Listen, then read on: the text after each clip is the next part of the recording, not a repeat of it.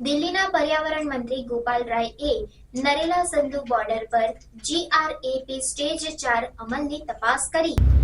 દિલ્હીના પર્યાવરણ મંત્રી ગોપાલ રાયે નરેલા સિંધુ બોર્ડર પર GRAP એટલે કે graded response action plan stage 4ના અમલની દેખરેખ માટે નિરીક્ષણ કર્યું. આ તબક્કામાં દિલ્હી રજિસ્ટર્ડ BS4 અને નીચેના ડીઝલથી ચાલતા મધ્યમ માલ વાહનો એટલે કે MGVS અને ભારે માલ વાહનો એટલે કે HGVSના સંચાલન પર પ્રતિબંધ મૂકવામાં આવ્યો છે, સિવાય કે તે આવશ્યક સેવાઓ પૂરી પાડે છે. આ નિરીક્ષણ જે રાત્રે મોડે થયું હતું એ એન્ટી પોલ્યુશન પગલાઓના કડક પાલનને સુનિશ્ચિત કરવા માટે હતું. મંત્રી રાયે હાઇલાઇટ કર્યું કે GRAP 4 હેઠળ લાદવામાં આવેલા પ્રતિબંધોનું ઉલ્લંઘન કરવા બદલ દરરોજ 135થી 165 ટ્રકોની દિલ્હીની બોર્ડર પરથી પાછી કરવામાં આવી રહી છે. તેમણે દિલ્હીમાં હવા પ્રદૂષણનો સામનો કરવા માટે આ પગલાઓની મહત્વતા પર ભાર મૂક્યો, જે ખાસ કરીને શિયાળાની ઋતુમાં સતત સમસ્યા બની રહી છે. મીડિયાને સંબોધતા ગોપાલ રાયે કહ્યું કે આમ આદમી પાર્ટીની સરકાર સતત દિલ્હીમાં પ્રદૂષણના સ્તરને ઘટાડવા માટે કામ કરી રહી છે. BRAP 4 અમલમાં છે, તેથી પ્રદૂષણ ફેલાવતા વાહનોની પ્રવેશ પર પ્રતિબંધ મૂકવામાં આવ્યો છે. અમને અનેક ફરિયાદો મળી છે કે વાહનોની યોગ્ય ચકાસણી વિના દિલ્હીમાં પ્રવેશ કરવાની મંજૂરી આપવામાં આવી રહી છે, તેથી હું અહીં નિરીક્ષણ કરવા આવ્યો છું. તેમણે દિલ્હી બોર્ડર પર પોસ્ટ કરેલા અધિકારીઓને તેમની ફરજ નિષ્ઠાપૂર્વક નિભાવવાની અને કોઈપણ અનઅધિકૃત વાહનોને પ્રવેશ ન કરવાની ખાતરી આપવા વિનંતી કરી. GRAP સ્ટેજ 4ના પગલાઓ 18 નવેમ્બરથી અમલમાં છે. દિલ્હી NCRમાં બગડતી હવાની ગુણવત્તાને પ્રતિસાદમાં અમલમાં મૂકવામાં આવ્યા હતા. રેલવે બોર્ડરે પણ કેન્દ્ર સરકારના નિર્દેશોનું પાલન કરીને દિલ્હી NCR વિસ્તારમાં તેના કર્મચારીઓ માટે તબક્કાવાર કામના સમયની જાહેરાત કરી છે. રાયે પાડોશી રાજ્યોને પ્રદૂષણના સ્તરને ઘટાડવામાં સહકાર આપવા વિનંતી કરી.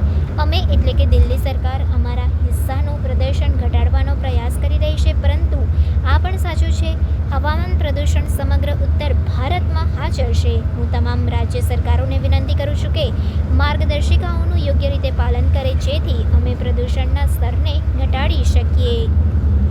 મંત્રીએ કરેલું નિરીક્ષણ દિલ્હી સરકારની કડક એન્ટી પોલ્યુશન પગલાઓ અમલમાં લાવવાની પ્રતિબદ્ધતાને રેખાંકિત કરે છે અને રાજધાનીમાં હવાની ગુણવત્તામાં સુધારો લાવવા માટેના સતત પ્રયત્નોને હાઇલાઇટ કરે છે.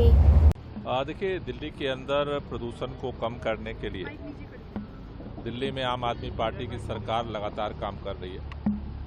अभी दिल्ली के अंदर भी दिल्ली में जितने वाहन हैं जो प्रदूषण फैलाते हैं उनको ग्रैप 4 के तहत जो है एंट्री बैन है. जो दिल्ली में CNG इलेक्ट्रिक की जो गाड़ियां हैं, ट्रक्स हैं, BS6 की हैं, उनको एंट्री है. बाकी जो ट्रक्स हैं उनकी एंट्री बैन की गई है. आज कई जगह से ये कंप्लेंट आ रही थी कि बॉर्डर्स पे बिना चेक किए ही गाड़ियों की एंट्री मिल रही है. तो आज हम यहाँ पर नरेला बॉर्डर पे देखने के लिए आए हैं कि रात में किस तरह की व्यवस्था है, कैसे चेक किया जा रहा है. अभी जो ट्रांसपोर्ट विभाग के अधिकारियों ने जो हमें जब दिखाया है कि लगभग 18 तारीख से एवरेज अगर हम देखें तो किसी दिन 130, किसी दिन 35, किसी दिन 150, किसी दिन 165 गाड़ियां जो है यहाँ पर बॉर्डर से रिटर्न की जा रही हैं. जो लोग नहीं मानते हैं उन लोगों का चालान भी काटा जा रहा है. मैं सभी लोगों से यही अपील करना चाहता हूँ कि चाहे वो ड्राइवर्स हों, ट्रक ओनर्स हों, कि दिल्ली के अंदर प्रदूषण की रोकथाम के लिए गाड़ियों पे अभी एंट्री बैन है. इसलिए इस तरह की गाड़ियां ना भेजें. जो ईस्टर्नल वेस्टर्नल पेरिफेरियल है वहीं से गाड़ियों को डाइवर्ट कर दें, जिससे कि दिल्ली के अंदर जो प्रदूषण का स्तर है उसमें कमी लाई जा सके. अधिकारियों से भी मेरा ये निवेदन है कि सभी बॉर्डर पे जो है जब तक ग्रैप 4 लागू है मुस्तैदी से ड्यूटी करें और किसी तरह की लापरवाही न करें.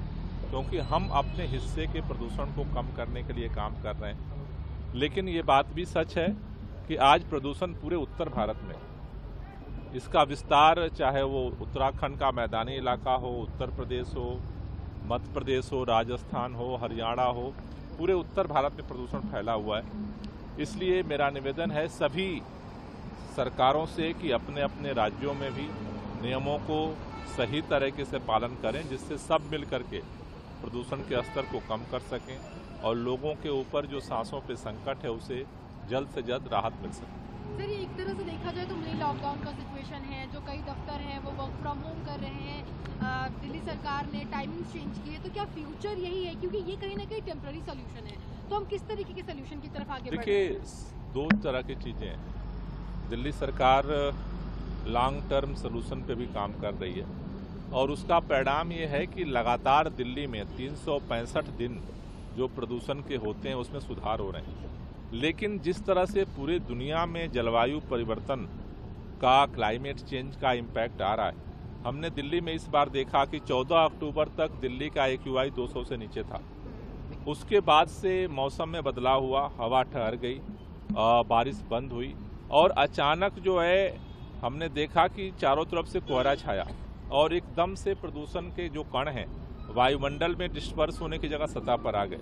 तो हमारी कोशिश अभी तो ये है कि इमरजेंसी मेजर लेकर के तात्कालिक जो ज़रूरतें हैं उनको देखते हुए प्रदूषण के स्तर को कम किया जाए।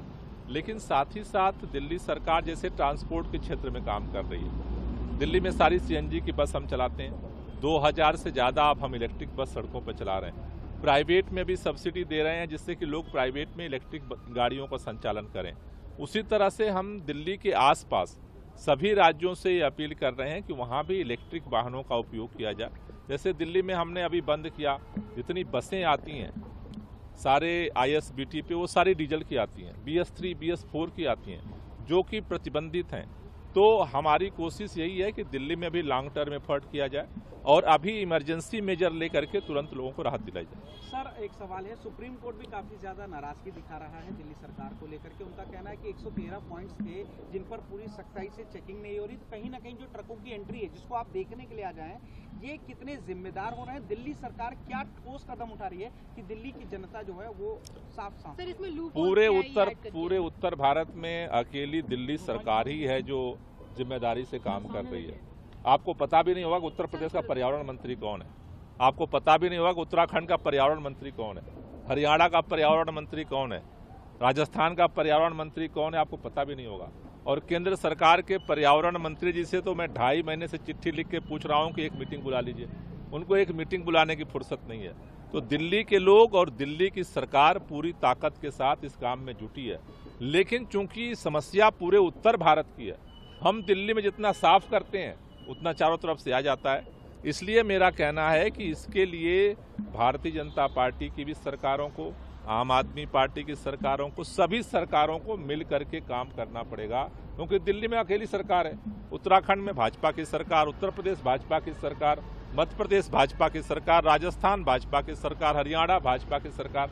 हम तो चारों तरफ से घिरे हुए हैं। हम जितना साफ करते हैं उतना रात भर में आ जाता है। सर, क्लाउड सीडिंग के लिए आपने कई बार, मतलब आपकी तरफ से कई बार केंद्र को चिट्ठी भी लिखी गई है, तो इस पर आगे क्या हुआ है? अभी तक तो जवाब भी नहीं आया, लेकिन हम उम्मीद कर रहे हैं कि भारतीय जनता पार्टी कभी तो सोचेगी कि दिल्ली के लोगों को और पूरे उत्तर भारत को जिस तरह की एक पोल्यूशन की स्थिति है उससे मुक्ति दिलाने के लिए उसे भी कुछ करना है। तो मुझे लगता है कि सरकार अगर परमिशन देती है तो हम इसके लिए तैयार हैं। बहुत शुक्रिया। Thank you.